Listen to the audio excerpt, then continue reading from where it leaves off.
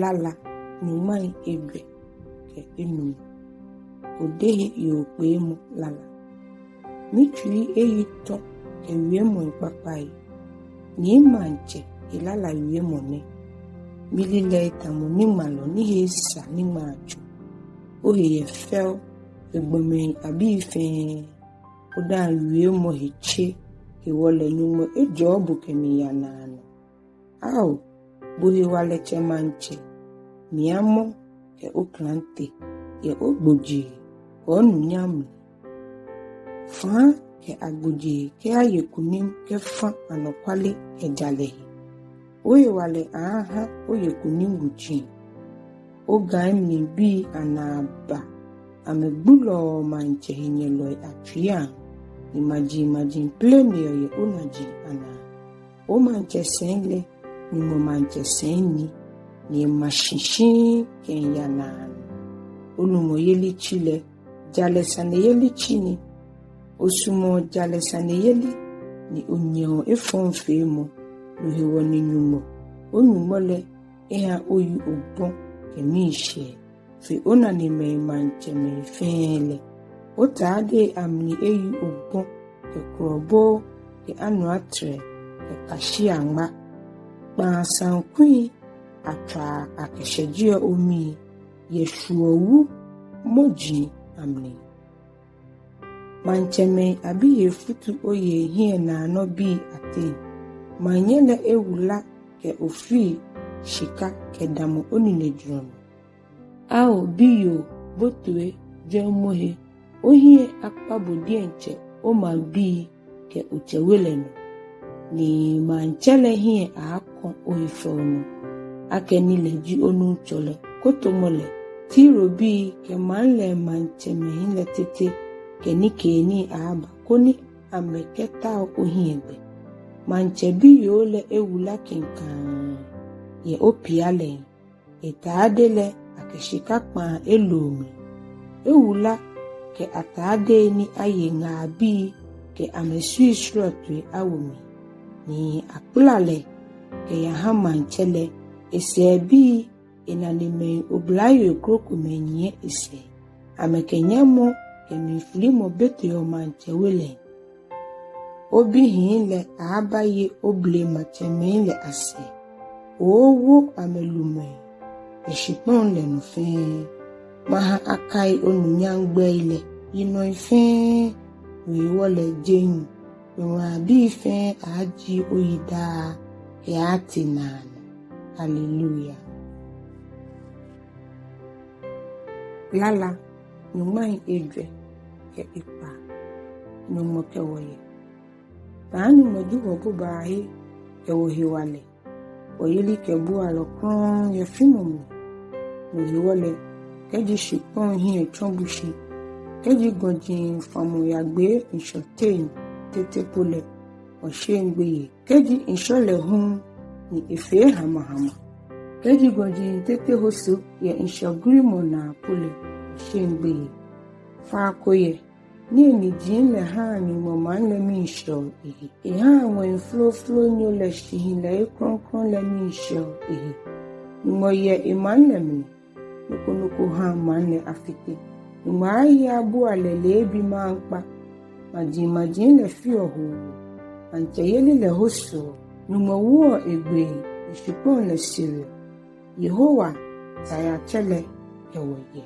Jacob numo le juwo bubai nyeba kwa Yehowa nuchumo ile nyeba kwa boni eha hi patamu eba shipon le no iha ta hu mo selfo ya sho shipon le na gbehele ekumo gan amni ni ifitio aploy ekela shan chenle efiadio ninye na nyele ake mi jinu awo mi no gojo e maji na te awo mi no gojo ye shipon mu le fe no Yehowa ya chele ke woye Jacob mo le jiwo bubai hallelujah.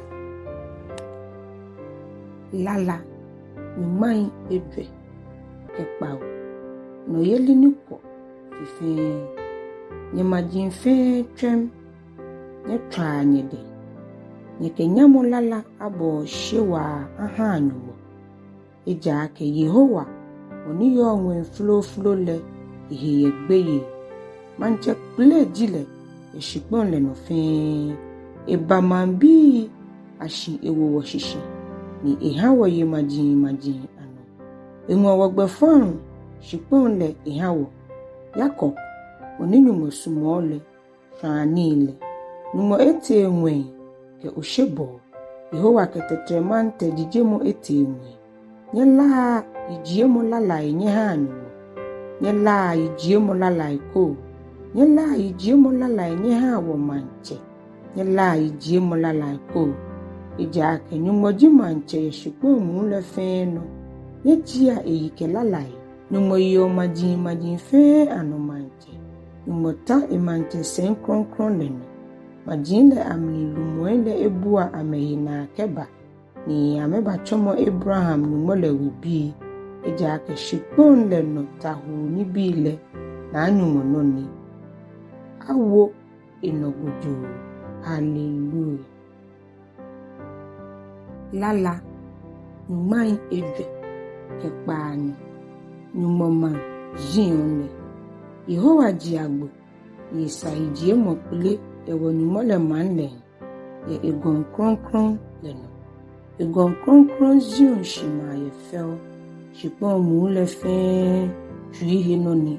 Zion gon New York yibe shon le jimanche wulule ma. Nyumo eha ale ake keji oye iman le mojin le amrin le. Oye abuba hifi. Shina manche mele buwa amehina ameba. Kutu keba zion gon le. Amoni amena zion le. Amehe jon ame. Mimi momo ame. Keni traw ame jofwe. Beye momo ame yejen. Amehe jira ame. Tamo yo. Nimi nkomo. Lo tamo buka koyo. Nimi jira tashish leji. Boni wonule. Akan pepe wona ye Yehowa tayache. Onumole ma wulule. Nwaha emanle amashishin ke anano. Au numo. Susu osuomo ni se efole. E osolemo wele. Au numo. Boni ogbele jijiole. Akaino oyijiemo jijio. Ke ya shikpon le na agbehe. Oni nijuro eyi ogbon ke kunim yeli. Hanzion gon le anya. Hayuda majin le amli afili ame. Ye ejale kujo moi le ayuwo. Nyenyi akebole a zion hekula. Nyekania emni mojin. Nikolole. Nyeteji anye. Nyekwa gbogbo ile. Nyekpa emni mojin wujin le amli. Oni nyegba yinobi ni baabale ake. Numone lejiwo nyumo kemi ya nano. Leno chungo wogbe. Ke ati nano. Hallelujah.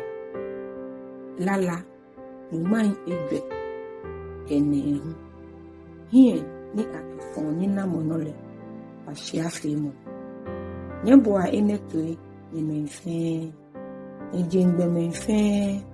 Nyefiatwe. Emeni abu.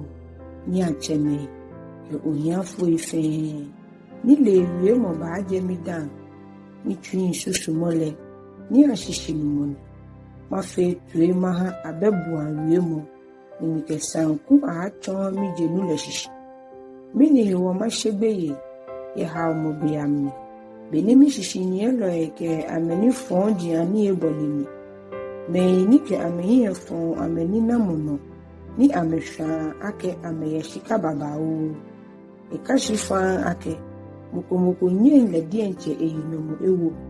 Alo enye ekon ehi enumode. Eja ake wala komo nile ejira wachon. Boni enye ehi nomu ewo kokoko. Oni ehishi ke anano. Nye kana gbuhi anje. Mofemo na ake. Nile loe tete gbuyo. Washia ebulu fe hu gbuyo. Ni ameshion amegetri fe ameha amekroko.